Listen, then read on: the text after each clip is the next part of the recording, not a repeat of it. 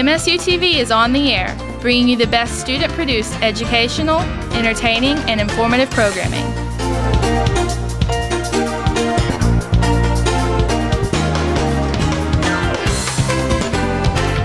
Broadcasting out of Breckenridge Hall on the campus of Morehead State University, MSU-TV is signing on.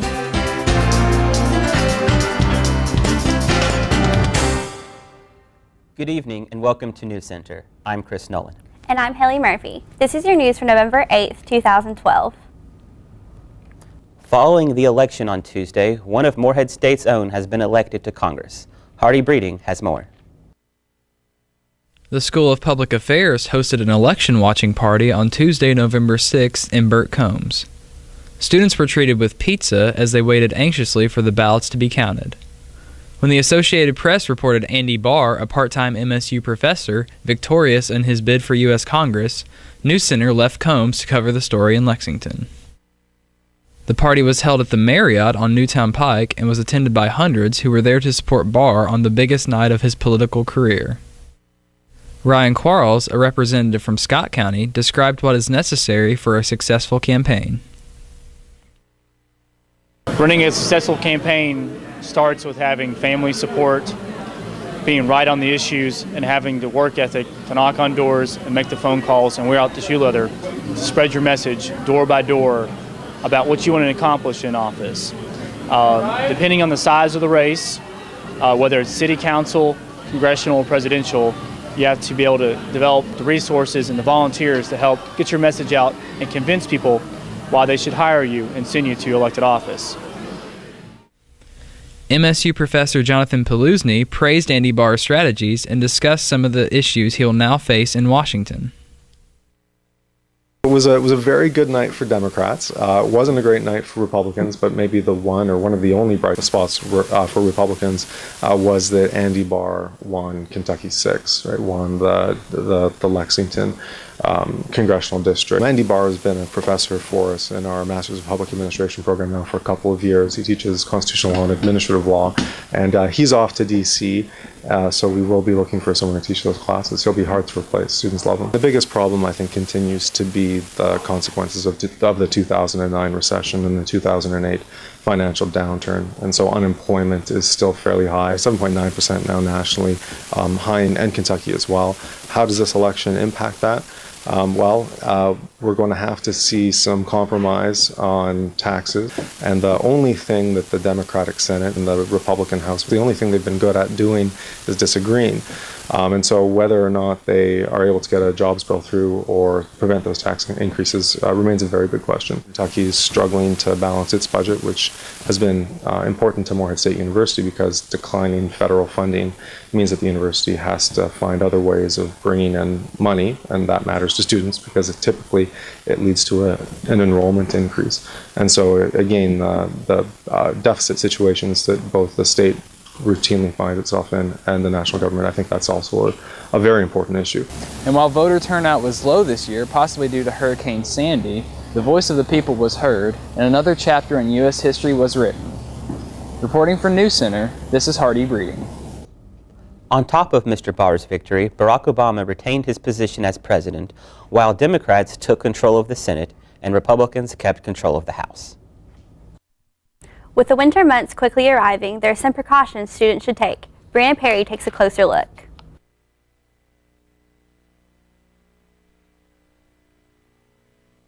Slick roads and hazardous conditions are only a few problems we may face this winter. MSU Police Department's Assistant Chief Frazier gives students some tips on how to prepare for the upcoming weather, as well as how prepared the campus police department is.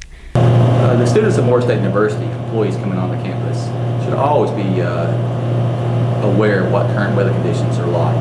Anytime snow is coming in or severe weather is coming in, they can look at what current weather conditions are, if they can attempt to alter their plans for driving particularly.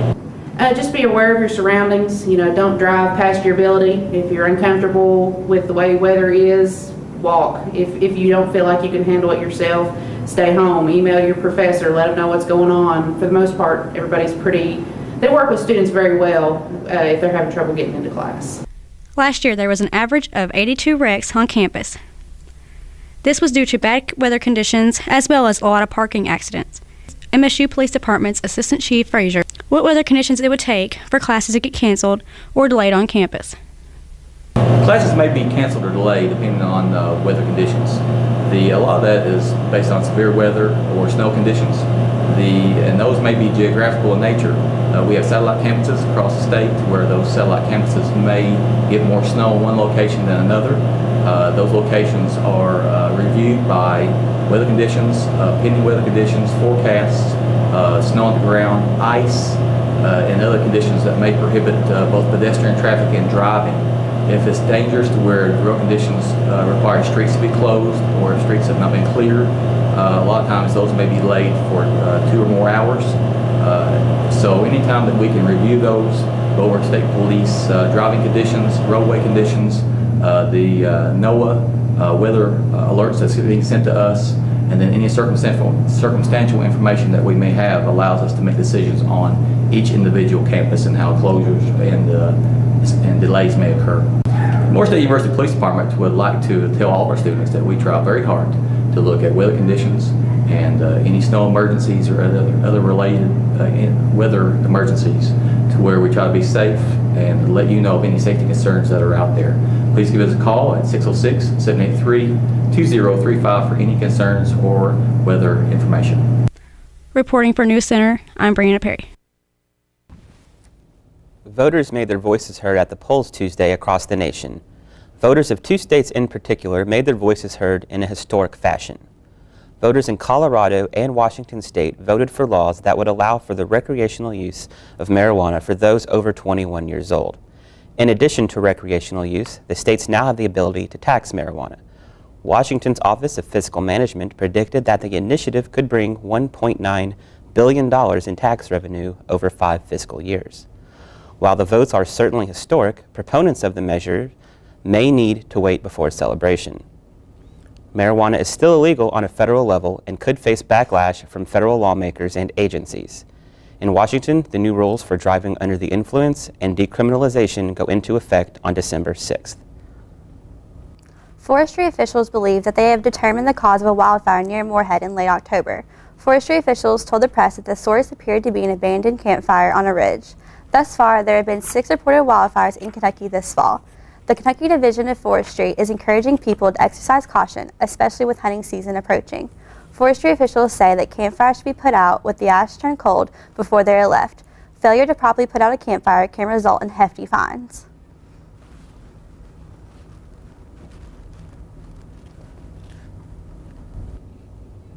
Dr. Janet Kinney has been honored with the 2012 Educator of the Year Award by the Mount Sterling Montgomery County Chamber of Commerce. Kinney is the director of the Morehead State University at Mount Sterling and has been with MSU since 1994. She was formerly the chair of the Communication and Theater Department and an associate professor in communications. Educator of the Year is presented to a citizen who has shown strong leadership in the education field for many years. The award was presented during the Chamber of Commerce's annual banquet on Friday, November 2nd. Under Dr. Kinney's leadership, MSU at Mount Sterling has grown to become the largest regional campus for MSU.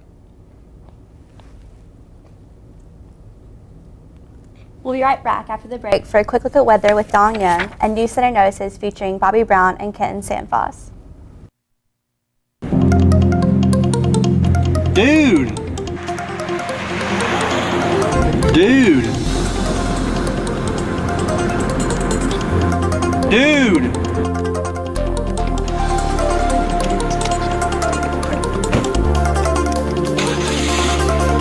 Dude! Drive safe, MSU. Dude! Hello, I'm Eric Thomas, Director of the Star Theater here at Morehead State University, and I'd like to invite you to come out and join us for some of the great programs we offer in the Star Theater.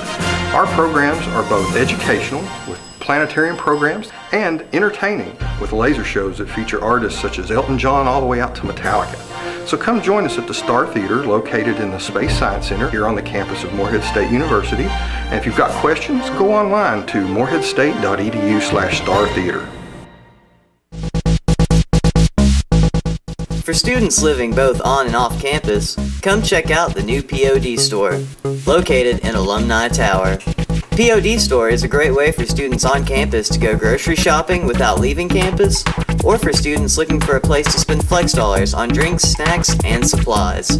Remember, if you're by Alumni Tower, visit the POD store to the right of the catwalk for products on demand when you want them.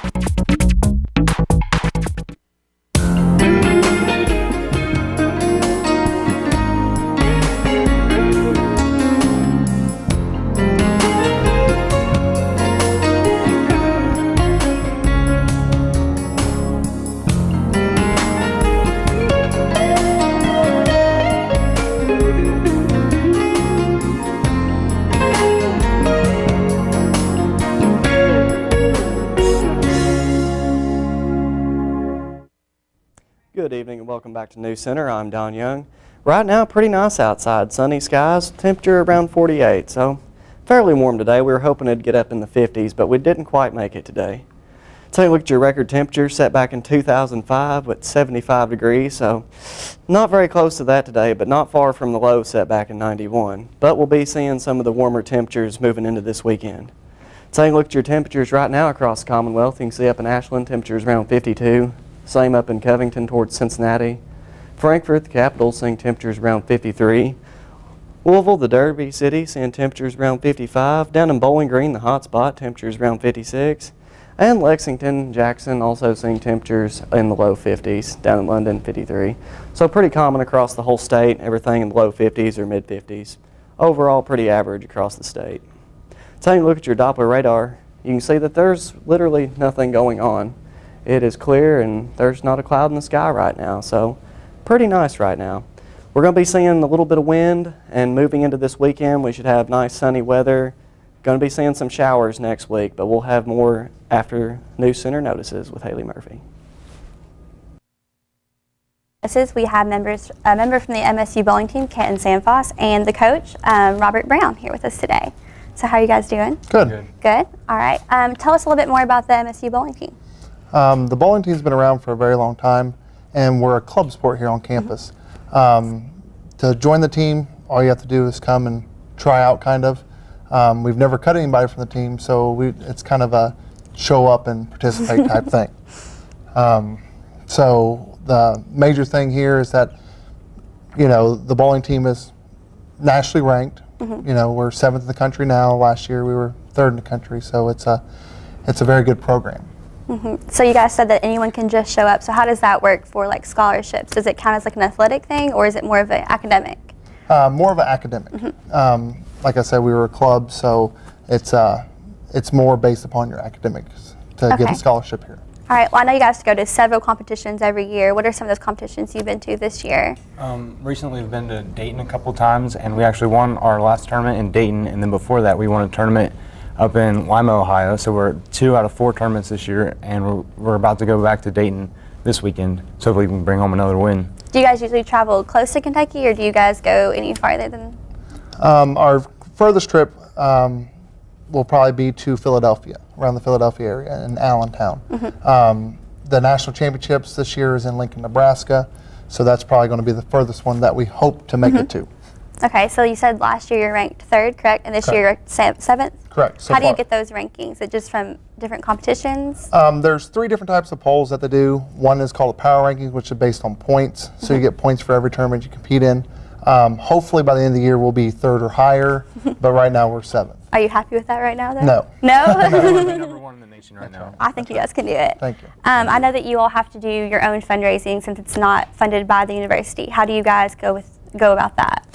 We have different people in the organization that are leading fundraisers right now. I know I myself ran the candy fundraiser where we hooked up with Hershey's and sold candy bars. We are also doing Yankee candles. We sold Yankee candles to the faculty and staff trying to raise some money. And this coming Thursday, we actually have a steak dinner coming up at the Carl Perkins Center where people can come out and buy steak and chicken dinners, and they can get salad, baked potato, and they can also get a dessert if they come out, and that really helps us out a lot. And you all serve them, don't you, when you come? Yes, and we can also deliver them too. Correct. So how much do you all charge for that? They're $9 for steak or chicken, or $12 for both. Do you guys feel like you usually have pretty good success from all your different fundraisers? Yes, we do. We do. If we don't have success, usually then they hear from me. But you know, we've done really well on the fundraising so far this year. We've probably raised somewhere close to probably $9,000 or $10,000 so far. So, but we need about twice that much. So we're going to keep aggravating people about steak dinners and everything else for the next few months. How many members do you usually send to the different competitions? Does everyone go? There's two types of event. There's a Tier 1 event and Tier 2 event. Tier 2 events, everybody goes. Tier 1 events, only the varsity team goes, which is 8 players. Okay, so it does cost quite a bit to send everybody there. Correct, correct. All right. Do most teams have university funding, or is this normal? The women's program has NCAA, which the universities fund those, but there's no NCAA programs on the men's side. So they're all clubs across the country. All right. Well, thank you guys for being here, and be sure to go to their fundraising event next Thursday night at the Carl Perkins Center. We'll be right back with a more in-depth look at weather with Don Young.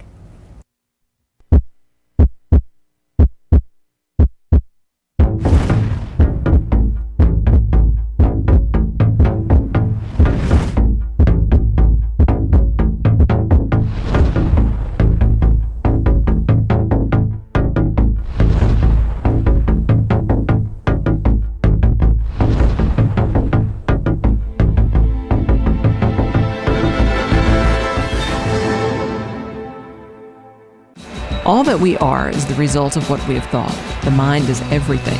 What we think, we become. I'm Tony Hobbs, host of MSPR's new show, Good Vibes. Each week, I'll be sifting through hours of material to bring you the best in adult alternative music. You can expect to hear from bands such as Coldplay, Mumford & Sons, The Kicks, and much more. Good Vibes, Mondays from 7 to 10 p.m. on Morehead State Public Radio. Do you wish there was somewhere you could go for all your university-related purchases? Did you know that there is? The University Bookstore, located on the first floor of ADUC, has all of your answers. They have school supplies, art supplies, university apparel, and of course, textbooks. Be sure to stop by and visit the University Bookstore today. How does my Morehead State help me? How does my Morehead State help me? How does my Morehead State help me? Email SkyDrive Blackboard references. Calendars, maps, news, weather. It helps me truly connect to my students in and out of class. It provides me with a tool to succeed in academics and tennis. Using my Morehead State helps me to stay productive and organized.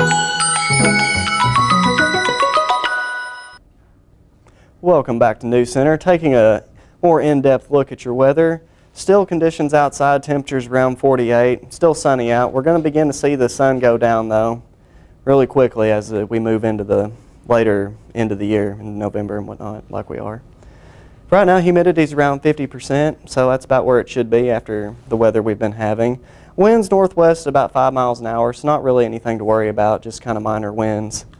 Taking a look at your temperatures across the Commonwealth, still in the mid to lower 50s.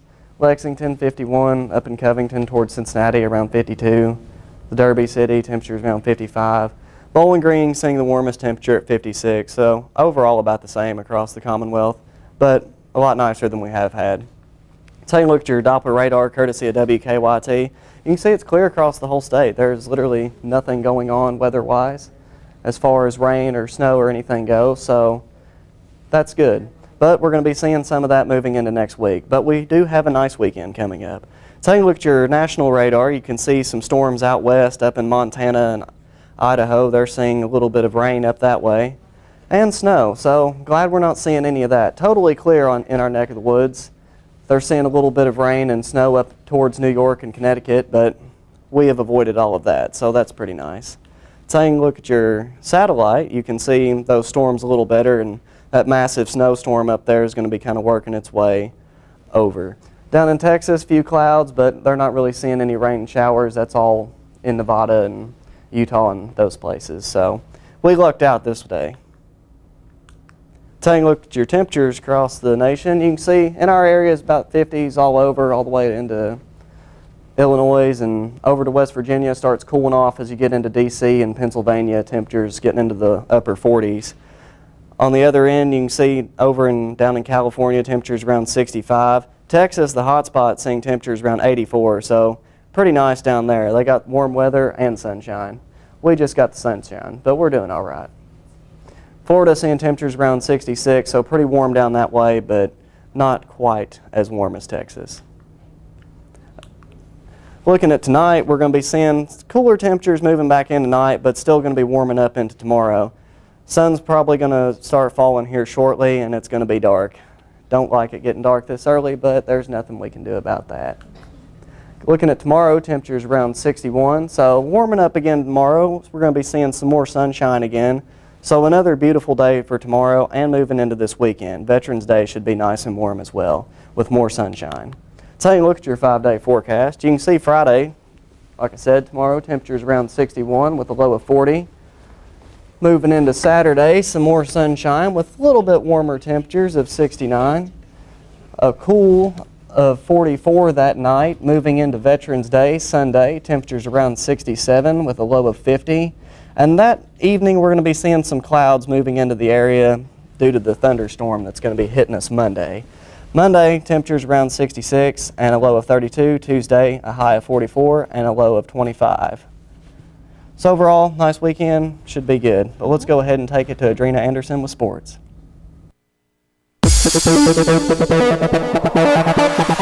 Your home for the Morehead State Eagles, this is NewsCenter Sports. With the OVC title on their mantle and fresh off of a Wednesday night win against EKU, the Morehead State Volleyball Eagles are looking to keep their momentum rolling. The volleyball team put forth a strong effort on Wednesday, besting Eastern Kentucky University 3-0. The Eagles dominated the match and only once saw the Colonels come close to a tie in the second set. Morehead State closes regular season play at 3 p.m. on Saturday against Austin Peay. The Eagles are looking to continue their winning streak, which now stands at 21 games and is the nation's longest Division I winning streak. The Volleyball Eagles will also host the OVC tournament November 15th through the 17th. Morehead State Football Eagles are looking to break the tradition this Saturday when they travel to California to face off against Pioneer Football League foe San Diego. San Diego leads the all-time series against the Eagles 7-0. Morehead State currently sits at 3-6 overall, as well as 2-4 in PFL play. The Eagles have a lot of momentum going into the match, coming off 2 consecutive wins. An impressive 49-14 victory over Davidson last Saturday. Game time is set for 9 p.m. and the contest will be carried by Morehead's WIVY 96.3 FM. The Morehead State men's basketball team kicked off their 2012 season with exhibition play against St. Catherine. The Eagles defeated St. Catherine 71-54 on Saturday night at Johnson Arena. The highly anticipated debut of head coach Sean Woods had fans on their feet cheering the Eagles to their first victory. Senior Jason Holmes led the Eagles with 13 points, while junior Chad Possumus had 9 rebounds. Senior Milton Chavis and Drew Kelly also contributed 11 points apiece. MSU pushed the lead to a game high of 20 points, 67-47, with a minute and 53 left to play. Morehead State opens their regular season this Friday in New York against LIU Brooklyn. Game time is set for 5:45 p.m. And now for NewsCenter's famous sports trivia.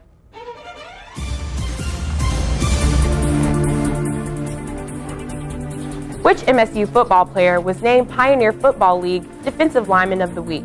Is the answer A, Cyrus Straham, Rob Lewis, Aaron Meadows, or D, Jackson Bland? All right, panel, what do you guys think the answer is today? I'm going to have to go with B today. I don't know. I'm going to say Aaron Meadows. Haley sounds pretty confident. I have no idea. I'm going to agree with Haley. Well, actually, Haley is correct. The answer is Aaron Meadows. He had 5 tackles and 2 sacks in the previous game against Davidson, and he leads the Eagles with 51 tackles on this season. So I know the Eagles have been struggling a little bit in the defensive area, but with a contributor like that, I think these last 2 wins that they got are very deserving. Definitely an impact player. Yeah. I mean, they have 2 games left this season, and so like we said earlier, they are carrying that momentum into this competition against San Diego. So I'm hoping that the Eagles can pull off these last 2 wins. With senior night coming up, no one wants to lose on their senior night. So I'm really wishing the best of luck to the guys the rest of the season. I definitely think they'll pull through. Alrighty then. We'll be right back after a quick break.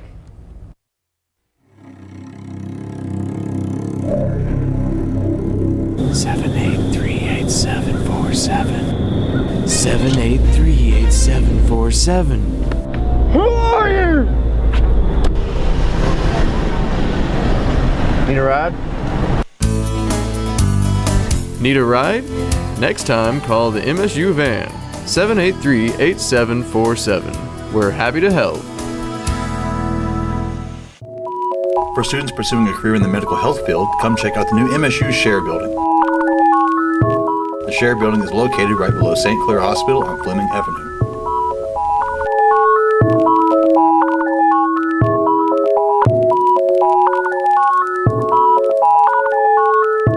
This building will offer students the chance to further their understanding of medical health and prepare them for a future with state-of-the-art hands-on classes.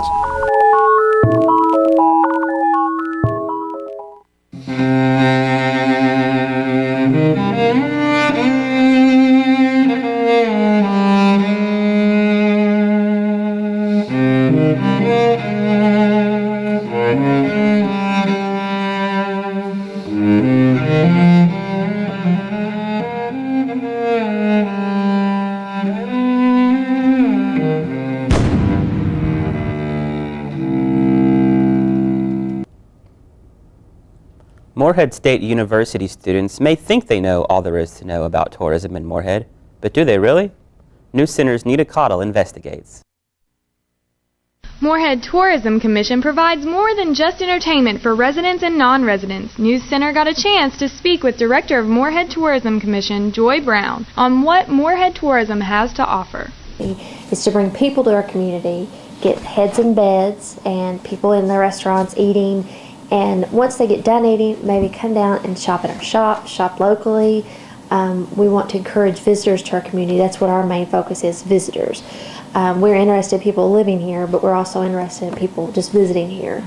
And my goal as a new tourism director is to try to bring people to our community. The Morehead Tourism Commission is behind a number of events and activities in the area. We have a historical walking tour that was designed, I think the Historical Society designed it many years ago, and we've got tours on it here at our office, and it encourages people to walk through downtown, walk through historical areas, walk on campus. It hits all of the primary areas in a walking tour.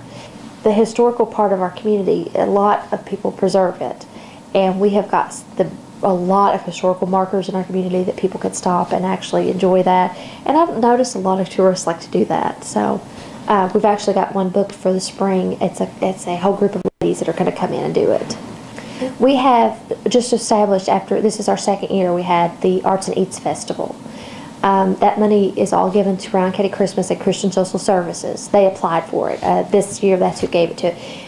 What that encourages is people to come to town, but also encourages the businesses to showcase their specialty. If they eat in our restaurants and then they stop at our shops, that boosts our economy. It also helps encourage them to come back and see the things we've got. For NewsCenter, I'm Nina Cottle. Morehead State's Space Science Center now has another accomplishment to add to its list. NewsCenter visited the Space Science Center to find out more. Morehead State University's Ronald G. Eaglin Space Science Program has received the 2012 Vision Award for Education from Bluegrass Tomorrow. Dr. Benjamin K. Malfris, Director of the Space Science Center and Chair of the Department of Earth and Space Sciences, was on hand in Lexington to accept the award on behalf of the program. Bluegrass Tomorrow is a group that is interested in economic development in the central region of Kentucky, and they give awards for education, innovation programs in education and research. And we're pleased that in 2012, the Space Science Center won the Vision Award from this organization. Dr. Malfris explains why he believes the Space Science Program was selected to receive this award in recognition. I think it was for essentially the history of research and education, innovation and education. The two academic programs that we have are pretty unusual. The BS in Space Science, which is really space systems engineering. It's astronautical engineering. And the undergraduate degree in astrophysics, the BS in physics with an area of concentration in astrophysics. Those relatively innovative programs combined with the research that we've done in nanosatellite technology, I think put us in a position to be competitive for that award.